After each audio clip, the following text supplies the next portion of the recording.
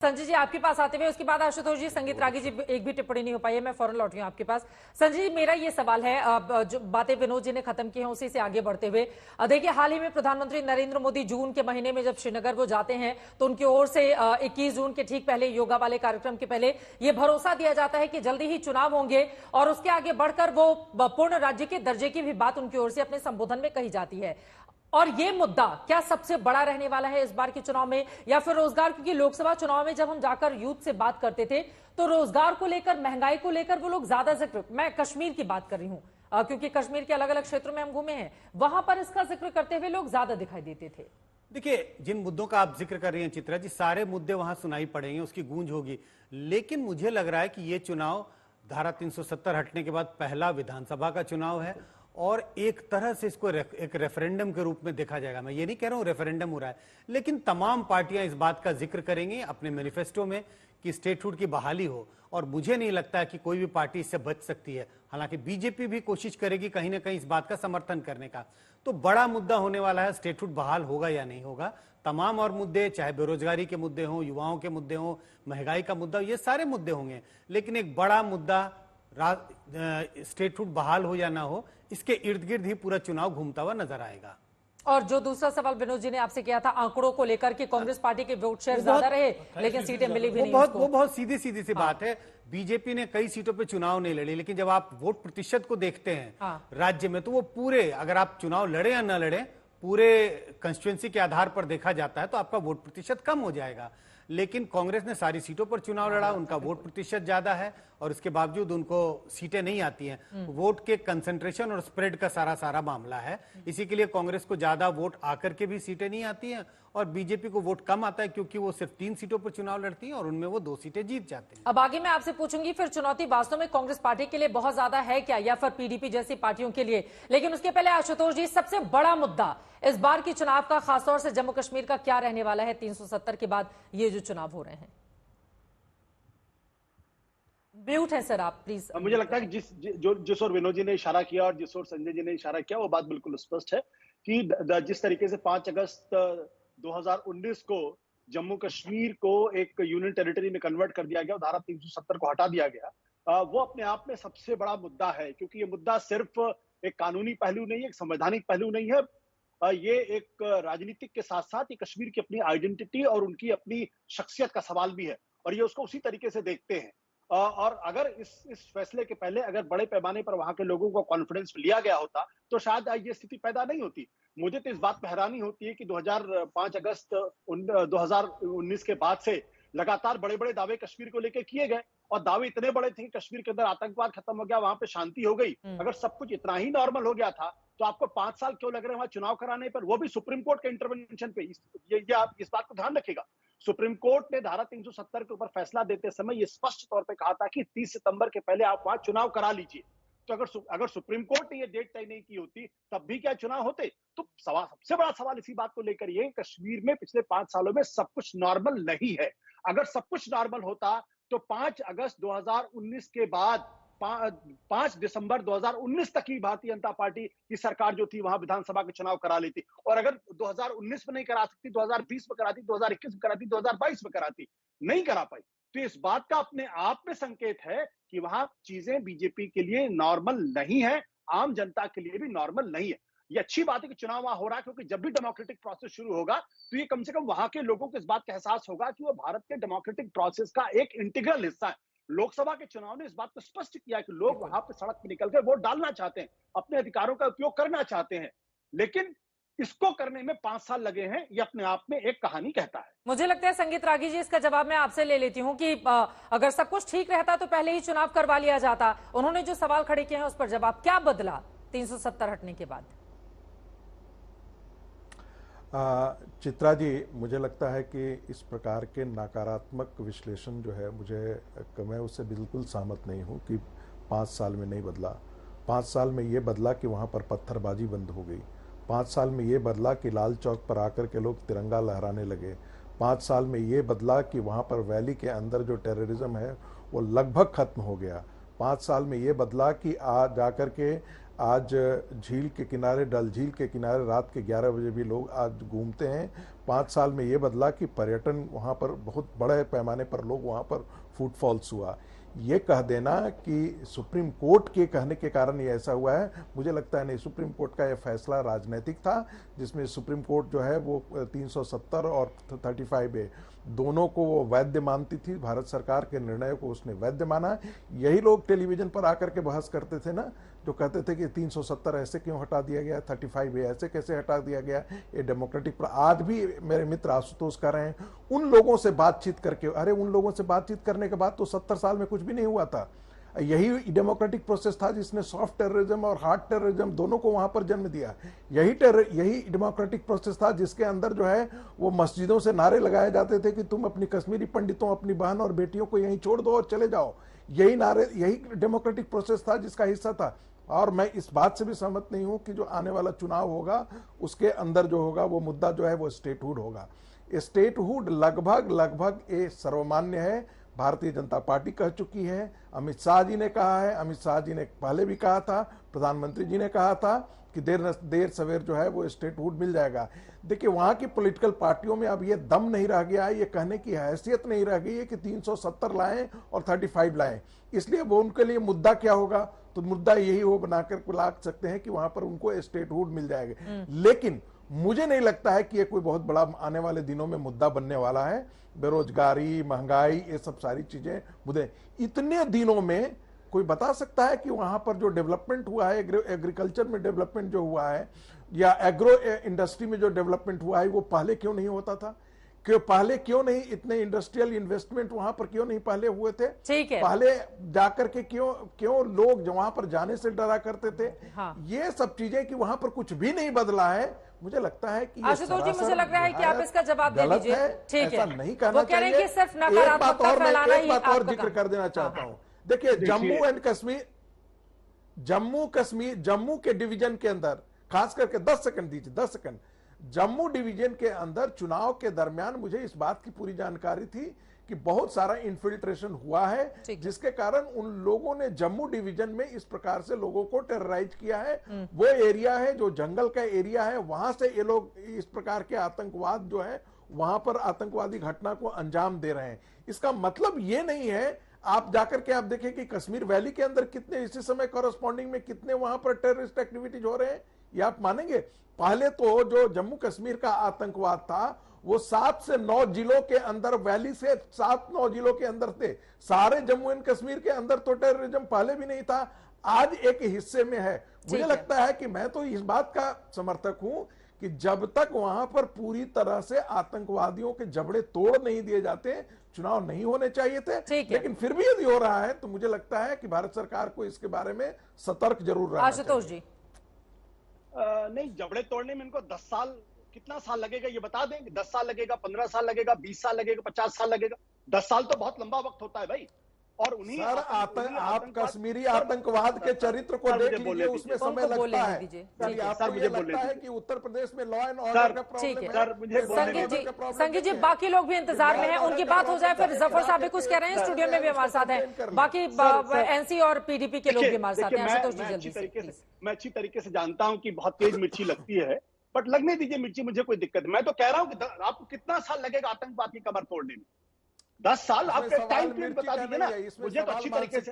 ये मिर्ची का सवाल नहीं है, मानसिकता का उनको बोल लेने दे संगीत जी, मानसिकता का सवाल है। मुझे बोलने दीजिए ना। कौन सा सॉफ्ट टेररिज्म को किसने पैदा किया? सॉफ्ट टेररिज्म को आप ही, सॉफ्ट टेररिज्म को किसने पैदा किया? चित्रा जी को रोकिए भाई। संगीत जी प्लीज उनको बोल लेने दे, बाकी लोग भी इंतजार कर रहे हैं। दोनों लोग बोलेंगे समझ में नहीं आएगा, प्लीज। हाँ, चुप हो गए, बोलिए, चुप हो गए वो। इतनी मिर्ची क्यों लगती है मुझे तो समझ में नहीं आता भाई। मैं तो अपनी बात रख रहा हूँ, आप बोले थे, मैं तो नहीं बोला था। देखिए, जब कश्मीर में आतंकवाद अपने पीक पर था, तब भी नरसिम्हा राव ने 1996 में विधानसभा के चुनाव कराए थे, लोकसभा के चुनाव भी वहां पे हुए थे। ये कह देना कि नरेंद्र मोदी के आने के बाद अब हम कश्मीर के अंदर चुनाव करें, कोई अनोखी बात कर रहे हैं क्या? 1996 में जिस तरीके का आतंकवाद था, आज उसकी कल्पना भी नहीं कर सकते। दूसरी बात, अरे संगीत रागी ने तो अपने स्टेटमेंट में ही मान लिया कि आतंकवाद को रोकने में बुरी तरीके से नाकाम रही भारतीय जनता पार्टी। और जब नाकाम रही है भाई, इन्फिल्ट्रेशन क्यों हो रहा है? अगर आतंकवाद आप रोक रहे तो इन्फिल्ट्रेशन क्यों हो रहा है? जम्मू के इलाके में रोजाना कमीशन ऑफिसर की मौत क्यों हो रही है? रोज घटनाएं हो रही हैं। अगर आप आंकड़ा निकालेंगे तो आज की तारीख में जो जो कमीशन ऑफिसर्स हैं या भारतीय सेना के लोग हैं, उनकी उनकी मरने वालों की संख्या कभी इतनी ज्यादा नहीं थी जितनी आज थी। तो अपनी फेलियर पे, अब जहां तक कह रहे हैं कि जब डल लेक पे आज लोग जाते हैं, 2011 भी गूगल करके देख लीजिए, 2011 में डल लेक पर इसी तरीके से लोग जाते थे, सिनेमा हॉल खुलने लगे थे, पर्यटकों की संख्या रिकॉर्ड तोड़ हो गई थी। तो ये बार बार ये गाना कि सिर्फ नरेंद्र मोदी जी के आने की वजह से हो रहा है। अरे 5 साल में तो आप विधानसभा का चुनाव करा नहीं पाए, आपके कौन सा रोना रो रहे हैं? ठीक है, उपलब्धि की बात करें? ठीक है। जफर साहब कुछ बोलना चाह रहे हैं, उसके पहले विनोद जी। ठीक है, ठीक है, ठीक है, विनोद अग्निहोत्री जी। देखिए, आशुतोष जी जो है, हाँ, जरा उनको समझना जफर साहब मैं चाहिए आ रही हूँ आपके पास एक बार। उसकी जमीनी सच्चाइयों पर हमें ध्यान देना चाहिए। मैं एक उदाहरण देता हूं। 2003 में 2 या 3 में जब चुनाव हुए थे विधानसभा के, और त्रिशंकु विधानसभा थी, और पीडीपी और कांग्रेस पार्टी और नेशनल कॉन्फ्रेंस, वो 3 बड़ी पार्टियां थी, वहां जीत के आई थी। उस वक्त तत्कालीन प्रधानमंत्री अटल बिहारी वाजपेयी ने सलाह दी थी सोनिया गांधी को कि पीडीपी और कांग्रेस का अलायंस की सरकार बननी चाहिए, जिससे वहां लोकतंत्र बहाल हो। और वो हुआ। मुफ्ती साहब चीफ मिनिस्टर बने 3 साल के लिए, और 3 साल के लिए आजाद साहब बने थे। और आंकड़े उठा के देख लीजिए, मुफ्ती साहब के समय आतंकवाद में कितनी कमी आई थी, टूरिस्ट इन्फ्लक्स कितना बढ़ा। उसके बाद गुलाम नबी आजाद साहब जब चीफ मिनिस्टर बने, तो मैं खुद डल लेक पे जाके और लाल चौक पे जाके 12-12, 1-1 बजे जाके मैंने चाय पी है, घुमा हूं। मैं खुद बता रहा हूं, जब गुलाम नबी आजाद साहब चीफ मिनिस्टर थे। तो ये कहना कि पहले सब खराब था, वो भी नहीं। ये स्टेटमेंटशिप दिखानी चाहिए। आज मैं आपके इसमें जो आपने जमहूरियत और कश्मीरियत की बात की है, उसमें अटल जी ने इंसानियत की भी बात की थी। बिल्कुल। और इंसानियत का मतलब यही है कि जब जम्मू कश्मीर में आतंकवाद का खात्मा हो जाएगा, उस दिन वहां इंसानियत जो है खुल करके जमहूरियत और कश्मीरियत के साथ खिलेगी। जफर साहब मैं आ रही हूं आपके पास 2 लाइन में। संगीत रागी जी जल्दी से। जो लोग ये अपेक्षा करते हैं कि वहाँ पर इंसानियत और डेमोक्रेटिक प्रोसेस के सहारे जो है वो शांति बहाल हो जाएगी, वो संभवतः जम्मू एंड कश्मीर के अंदर जो इस्लामिक टेररिज्म है उसकी प्रकृति को नहीं जानते हैं, या जानबूझ करके चुप्पी साधना चाहते हैं, या शुतुरमुर्ग की तरह ये बिहेव करना चाहते हैं। जो वहाँ पर इस्लामिक टेररिज्म की प्रकृति है वो बिल्कुल ही और चीज़ों से अलग है। वहां पर इस्लाम के नाम पर जो कुछ भी हो रहा था वो हो रहा था। आज भी वहां पर वो वही जिहाद के नाम पर जो कुछ हो रहा था, बाहर से तो हो ही रहा था, साथ साथ अंदर की ताकतें भी उसके साथ खड़ी थी, और जो पॉलिटिकल पार्टियां थी वो कहीं ना कहीं उनको समर्थन दे रही थी। तो ये तुलना कर देना कि नरसिंह राव के समय, वो सरकार के समय, उस समय इलेक्शन हो गया था, अटल बिहारी वाजपेयी की सरकार के समय ये इलेक्शन हो गया था, उन्होंने ये कहा था, ये सारी तर्क बेतुका हो जाते हैं। सच्चाई तो ये है कि वो एक ऐसा हिस्सा था जो आपके लिए नासूर बना हुआ था। नरेंद्र मोदी की सरकार ने उसे राष्ट्र की मुख्य धारा से ठीक है। आशुतोष जी 2 लाइन में। जफर साहब को भी दिखाइए, बाकी लोगों को भी। ठीक है, 2 लाइन में। जम्मू कश्मीर की तीनों प्रमुख पार्टियां वहां, नेशनल कॉन्फ्रेंस और पीडीपी, मुस्लिम लीडरशिप की पार्टियां हैं। अगर इस्लामिक जिहाद होता तो वो पार्टियां वहां कैसे सरवाइव करती? उनके सारा वोटर मुसलमान अधिकतम जम्मू। तो ये वो झगड़ा कश्मीर को लेकर पाकिस्तान भड़का रहा था, आज भी मालूम है हम लोगों को। वहां इस्लामिक टेररिज्म के नाम पर आता है उसको वैश्विक उसको जो है कलर दे रहे हैं। आपको मालूम नहीं है कि जम्मू एंड कश्मीर में शेख अब्दुल्ला को क्यों अरेस्ट किया था जवाहरलाल नेहरू ने? शेख अब्दुल्ला को इस्लामिक टेररिज्म के नाम पर नहीं अरेस्ट किया था। शेख अब्दुल्ला जो है वो कश्मीरी अलगाववाद की बात करने वालों की वजह से किया गया था। शेख अब्दुल्ला कभी नहीं चाहते थे कि भारत के अंदर ये हो। संगीत रागी जी, तब इस्लामिक टेररिज्म वहां जब शेख अब्दुल्ला अरेस्ट हुए थे तो इस्लामिक रेडिकलिज्म नहीं था कश्मीर में। ठीक है, बाकी लोग इंतजार। आशुतोष जी 2 लाइन में। जफर साहब आ रही हूँ, तौसीफ साहब भी हाथ उठा रहे हैं। क्या बात करते हैं आशुतोष जी? म्यूट हैं आप। क्या बात करते हैं आप? अभी जो बात संगीत रागी जी ने कही है वो इस बात का प्रमाण है कि भारतीय जनता पार्टी नरेंद्र मोदी के नेतृत्व में अटल बिहारी वाजपेयी को भी कुछ नहीं समझती है। वो मशहूर भाषण जिन्होंने कहा था, जमहूरियत, इंसानियत, कश्मीरियत, उसको कह रहे हैं कि इसके आधार पर कुछ नहीं हो सकता। और कम से कम अटल बिहारी वाजपेयी को की तो इज्जत करिए आप लोग। अगर नहीं कर सकते हो भाई, मैं तो कह रहा हूँ आप मुझे गाली देना दीजिए, आप विनोद को गाली देना दीजिए, लेकिन आप कम से कम अटल बिहारी चलिए ठीक है, तू मैं फंसेंगे तो बाकी लोगों की बारी नहीं आएगी। जफर इस्लाम साहब, लेकिन एक और जो बड़ा मुद्दा है वो है कि अचानक से ही चुनाव के ठीक पहले ये जो ताबड़तोड़ फेरबदल किए गए हैं अधिकारियों के। ठीक है सर, ठीक है। बाकी लोग भी हैं, दूसरों का नंबर नहीं आएगा दोबारा बोलने में। जफर इस्लाम साहब बोलिए। समय खराब हो बोलिए। देखिए, मैं तो सिर्फ कह रहा हूँ, जो दो तीन बातें कहूंगा। एक तो सवाल जो आपने कहा उसका जवाब पहले दे देता हूँ, इसलिए कि जितने भी ये तो डिस्क्रेशन है लेफ्टिनेंट गवर्नर का, जो अच्छे से इलेक्शन करवाना अगर वहां होगा और उसके लिए जो एडमिनिस्ट्रेटिव सपोर्ट चाहिए, उसके लिए अगर कोई फेरबदल हुआ है तो उसमें क्या दिक्कत है भाई? सब अधिकारी हैं, अधिकारियों को अपनी रिस्पॉन्सिबिलिटी निभानी है, they have to just discharge the responsibility. तो उसमें क्या दिक्कत है? जहां जहां जाएंगे अधिकारी जाएंगे, लेकिन उनको जिनको पेट में दर्द हो सकता है, जो अपने अधिकारी चाह रहे थे कि उनके खास अधिकारी उनके एरिया में रहेंगे तो उनको फायदा मिलेगा, वो शायद नहीं हो पाएगा। ये फ्री एंड फेयर इलेक्शन है, इसमें ना अधिकारी का सपोर्ट मिलेगा ना किसी का। दूसरी बात, अभी जो बातें हो रही है, आज देखिए जश्न का माहौल है कश्मीर में, हम सब देशवासी उनके खुशियों में शामिल होते हैं कि आज वो वहां इलेक्शन का माहौल है, इलेक्शन हो रहा है, सभी लोग खुश हैं। और भारतीय जनता पार्टी की सरकार ने जो कहा था वो करवाया भी, और वहां पर जमहूरियत जिस तरह से निखर के आई थी, उभरी थी, जब जनरल इलेक्शन हुआ था, फिर से एक बार मौका है, उसमें भी होगा। बीडीसी का इलेक्शन हुआ था, उसमें भी लोगों ने बहुत अच्छे लेवल पे पार्टिसिपेट किया था। इसलिए इतना कहना चाहता हूँ कि जब जम्मू कश्मीर में टेररिज्म के बारे में बात करते हैं, उनको ये भी देखना होगा कि बगल में अफगानिस्तान में देखिए, अमेरिका जैसी पावर, वो वहां टेररिज्म क्या खत्म कर पाए एक दिन में? 1999 से 2014, 2018, 19 तक। ठीक है सर, ये लोग सवाल पूछ रहे हैं कि चुनाव तो हो रहे हैं, पूर्ण राज्य का दर्जा कब मिलेगा? जल्दी से एक लाइन में।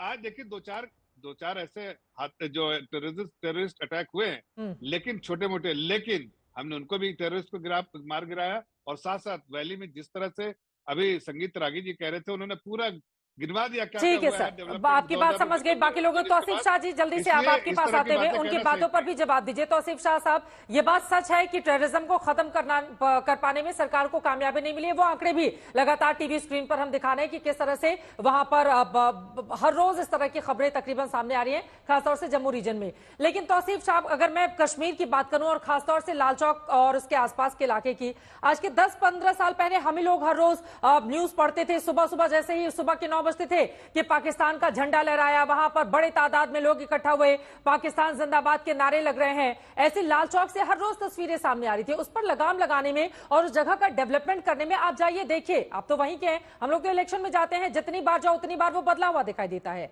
तो ऐसा तो नहीं है कि मोदी सरकार ने कामकाज नहीं किए हैं वहां पर? तौसीफ शाह साहब, आपको सबसे पहले ये समझना पड़ेगा, जैसे ये लोग अपना ब्राउनी पॉइंट्स जमा करने के लिए they are naming it as Islamic terrorism, और जैसे कि एज यू सेड कि अपना याद 10 साल पहले यहाँ पर हालात ठीक नहीं थी, तो आप उसके लिए श्रीनगर के जो लोग हैं, जो यहाँ के रहने वाले हैं, कि क्या आप उनको जिम्मेदार ठहराएंगे, या जो बॉर्डर के ऊपर जो हमारे फौजी भाई हैं उनको जिम्मेदार ठहराएंगे, या यहाँ की एडमिनिस्ट्रेशन को जो सारे फौजियों को मैनेज करते हैं? I don't mean to say civil administration, I mean to say जो भी आर्मी एडमिनिस्ट्रेशन, व्हाटएवर, जैसे भी आप। एक बड़ी खबर आ रही है, उसके बाद आप अपनी बात को पूरा कीजिएगा। चुनाव से पहले जम्मू कश्मीर सरकार का बड़ा फैसला, पीओके के विस्थापितों को जमीन का मालिकाना हक मिलेगा। एलजी की अध्यक्षता में प्रशासनिक परिषद का ये बड़ा फैसला है, बड़ा निर्णय लिया गया है। यकीनन पिछले कई दिनों से लगातार हम देख रहे हैं एलजी की शक्तियां भी बढ़ा दी गई हैं। एलजी की मंजूरी के बिना अफसरों की ट्रांसफर पोस्टिंग अब नहीं हो पाएगी, नई सरकार बनती है तो भी। संजय जी, जल्दी से इस वाले फैसले पर आपकी टिप्पणी। मुझे लग रहा है चुनाव के तारीखों के घोषणा के बाद इस तरह की घोषणाओं का मतलब कैसे की जा रही है? या तो डिसीजन पहले ले लिया गया हो और घोषणाएं अब हो रही हैं। हाँ। क्योंकि अमूमन मॉडल कोड ऑफ कंडक्ट लागू हो जाता है और इस तरह की घोषणाएं तो नहीं होनी चाहिए, लेकिन शायद इसकी कुछ इंट्रिकेसी होगी जिसके बारे में मुझे जानकारी। 2 लाइन में सलमान निजामी जी, 2 लाइन में बस।